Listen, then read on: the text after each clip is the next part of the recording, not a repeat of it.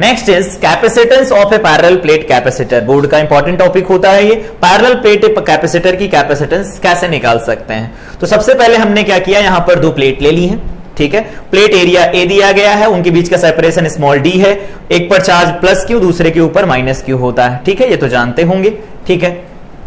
अब क्या किया हमने, मान लेते हैं इसकी surface charge density plus Q, तो इसकी माइनस क्यू, क्योंकि चार्जेस का मैग्नीट्यूड सेम, एरिया भी सेम है, तो surface charge density magnitude wise same होंगी, बस एक का पॉजिटिव एक का नेगेटिव साइन होगा, ठीक है।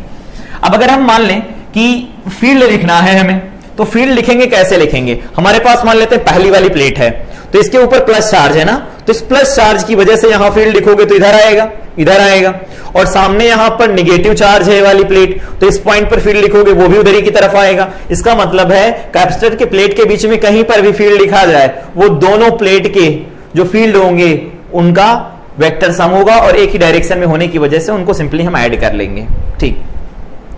चलो आओ देखो, पहली प्लेट की वजह से लिखा जाए तो क्या लिख सकते हैं, सिग्मा अपॉन 2 एप्सिलॉन नॉट, हमने डेरिवेशन किया था, याद होगा। सिग्मा अपॉन 2 एप्सिलॉन नॉट दूसरी वाली प्लेट का भी लिखा जाएगा। जब इनको ऐड करेंगे तो सिग्मा की वैल्यू यहां पर क्या रख सकते हैं, क्यू डिवाइडेड बाय में ए रख सकते हैं, ठीक है।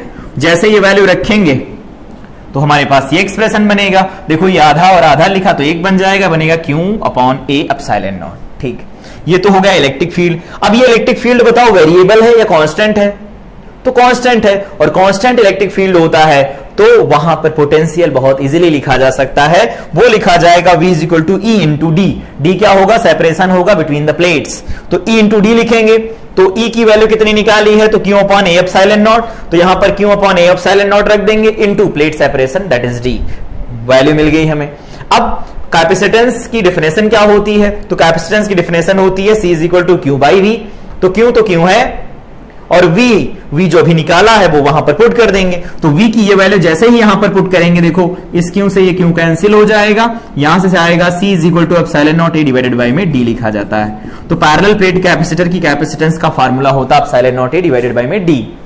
लेकिन अगर इसको पूरी तरह से किसी डाइलेक्ट्रिक से भर दिया जाए, पूरी तरह से भरा जाए, तो लिख देते हैं कंप्लीटली फिल्ड विद डाइलेक्ट्रिक अगर है कोई कैपेसिटर, पैरेलल प्लेट कैपेसिटर की बात कर रहे हैं, तो उसकी कैपेसिटेंस लिखी जाती है एप्सिलॉन नॉट के ए डिवाइडेड बाय में डी। मतलब पहले जितनी कैपेसिटेंस थी एयर में उससे के टाइम्स हो जाती है, मतलब बढ़ जाती है, क्योंकि पोलराइजेशन होता है, यहां पर डाइलेक्ट्रिक पोलराइज होता है, जिसकी वजह से कैपेसिटेंस बढ़ जाती है। तो इस तरह से हम capacitance of A parallel plate capacitor का एक्सप्रेशन डेराइव कर सकते हैं।